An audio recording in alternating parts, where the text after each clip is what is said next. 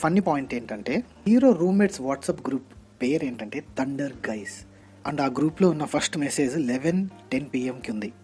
గెలవకపోవడం ఓటమి కాదు, మళ్ళీ ప్రయత్నించకపోవడం ఓటమి అంటూ మన యేసుదాసు మంచి కిక్లో ఉన్నప్పుడు తన ఫ్రెండ్కి మోటివేషన్ కోసం నైట్ 11:10కి ఆ మెసేజ్ పంపిస్తాడనమాట.